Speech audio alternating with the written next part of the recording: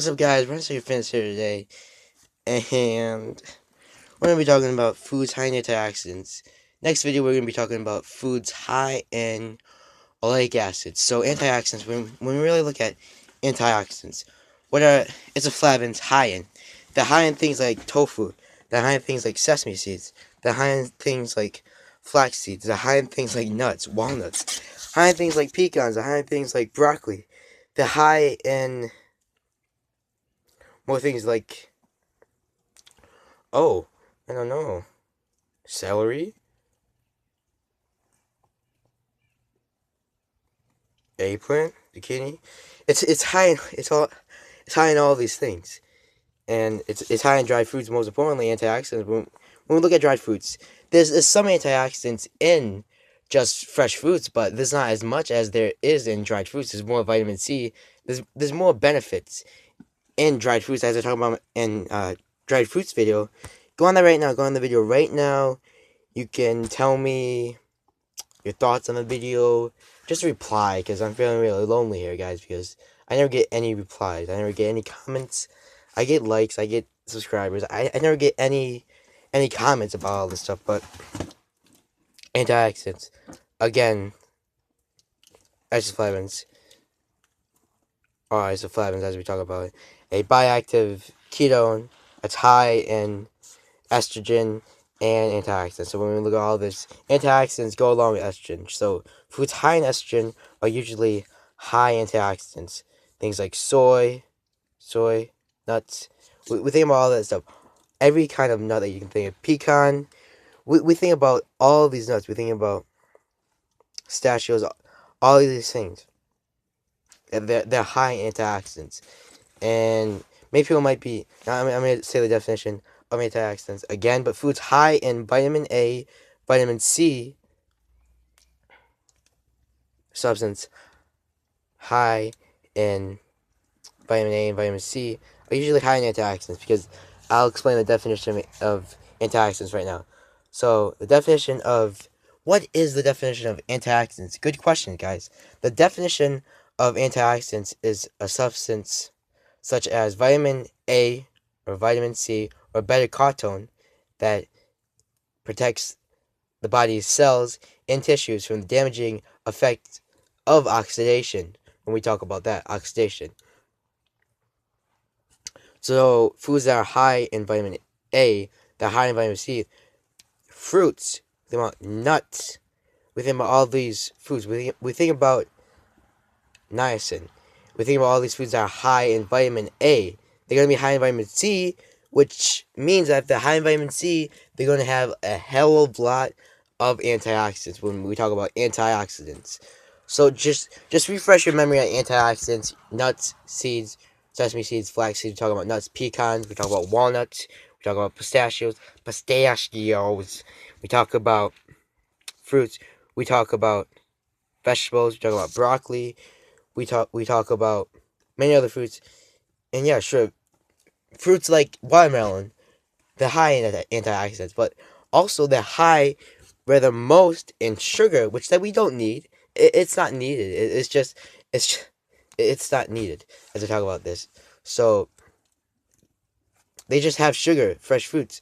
They don't have the beneficial values of dried fruits, as I talk about on the show.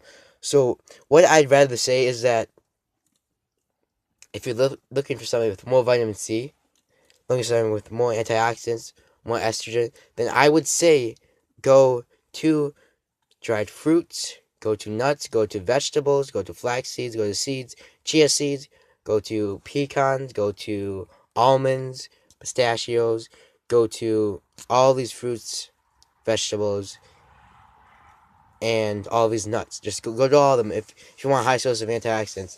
And this video is just the foods that are high in antioxidants. And what I say about sugar is that it just has empty calories, and the only thing that's going to do is affecting your blood glucose level, is affecting if the hormone insulin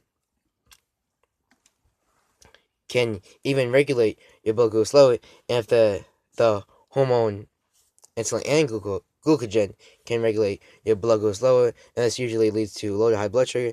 And of course, insulin is a hormone produced in the pancreas, and when it cannot be produced in the pancreas, it usually it leads into low to high blood sugar, as I talk about. It leads into hypoglycemia, leads into things like diabetes, insulin sensitivity, insulin resistance when the hormone glucagon cannot regulate blood glucose level, and when the hormone insulin is not produced, guess what?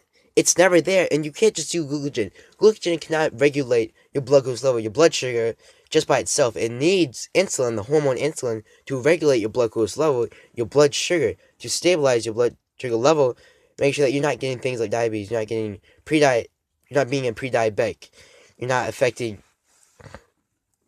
your blood glucose level in a really bad way, and it's again the thing in fresh fruits that is very not needed is it's just all the carbohydrates. And there's so less carbohydrates in dried fruits. There's so many other beneficial values in dried fruits than fresh fruits, as I like to talk about.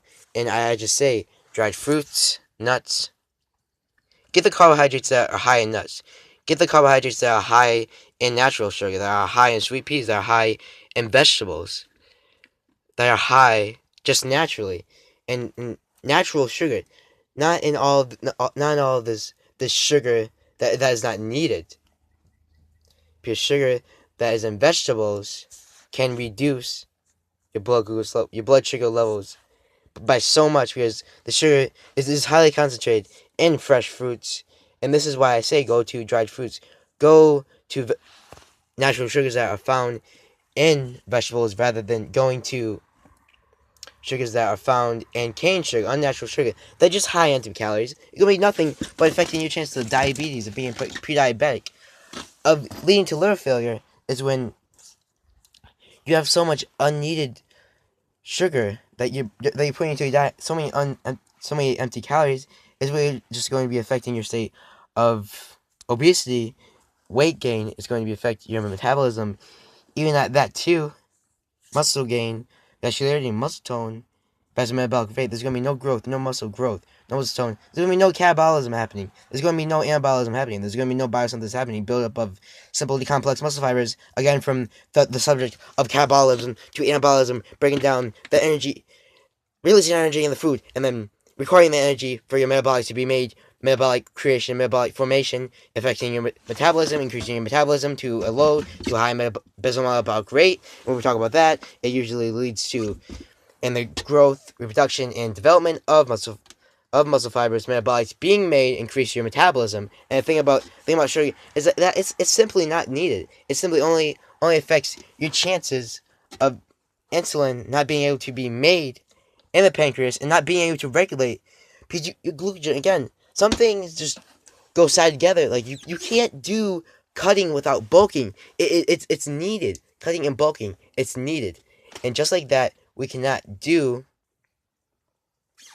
regulate glucagon. Cannot just regulate blood glucose level by itself, blood sugar level by itself. So what that usually leads to is low blood sugar when you don't have enough. When your blood sugar is too low to be regulated, or high blood sugar when your blood sugar is too high to be regulated. And again, the hormone insulin is not being produced in the pancreas. And what's not being produced in the pancreas, you have to get artificial insulin. You have to inject it into yourself to make sure that you can at least stabilize your blood sugar levels. And that's crazy. Even at that, my grandma is a diabetic. She got diabetes. Yeah, she's a diabetic or whatever, but a lot of people in my family were diabetic, and this I really just give you long-term advice, guys, just affecting your safe health. Antioxidants, foods are high in it, high in estrogen, and I did this video once, but it wasn't as good, so full proof this video.